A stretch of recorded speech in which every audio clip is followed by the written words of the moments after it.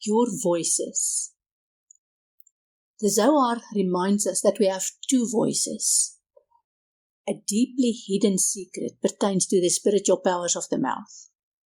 As letters and words arouse the very focus that they describe, the mouth animates the spiritual forces that it speaks, and an inner voice that cannot be heard or revealed. This is perpetually produced, it never ceases. It is a very thin inner voice that can never be heard. Let's first consider the outer voice. The mouth puts into words the spiritual voice. The Zohar even states that what comes out of your mouth is far more important than what goes into your mouth. That makes sense. What you put into your mouth benefits or damages only you. However, the words that come out of your mouth make a difference to the world because of the incredible power of words. Think of the conversations you've had where you would wish to now take words back, and it's too late. You can use words to destroy relationships and burn bridges, and you can never take those words back. We've all been there and done that.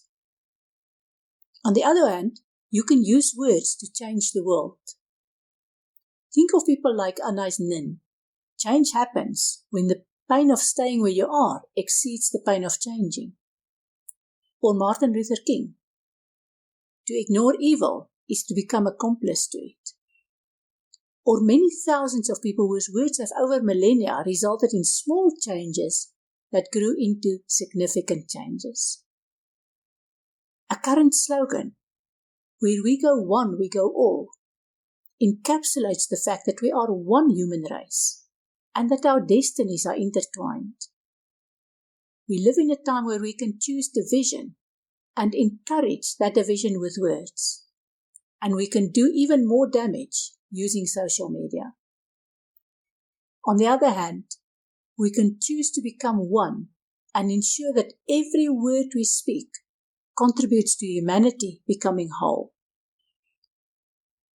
Think about that next time when you communicate with anyone, whether it is your love partner or an audience on the internet. Then there is the inner voice, the one that is never heard by anyone other than you. What does that inner voice tell you all the time? Is that voice one that keeps you happy or healthy? Or does that inner voice confirm that you are your own worst enemy?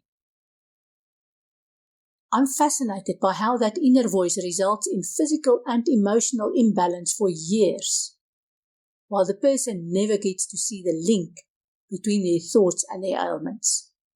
Often a simple restatement of that inner voice results in instant healing, because the voice that can never be heard drives your words and therefore your actions. If you sit back for a second and just let that inner voice speak, you'll be surprised by what comes out and how that defines you. Sometimes you have to distance yourself from people who by their presence perpetuate that inner voice. Sadly, I've had an occasion to walk away from people I love dearly because their presence and their behavior towards me perpetuated an inner message that no longer served me. In every instance, the result was improved physical health and new people entering my life. It doesn't mean for a moment that I stopped loving these people. It simply means that I stopped giving them permission to trigger an inner tape recording that I've outgrown. This kind of action requires courage, not to walk away from people, but to face yourself and acknowledge that it's not them doing things to you, but it is you allowing them to trigger what no longer serves you. Let's work on ensuring that for each one of us, our inner voices and our spoken words both contribute to a spiritual power that is welcomed anywhere in the world. That will keep us all busy for the next 2 decades. Namaste.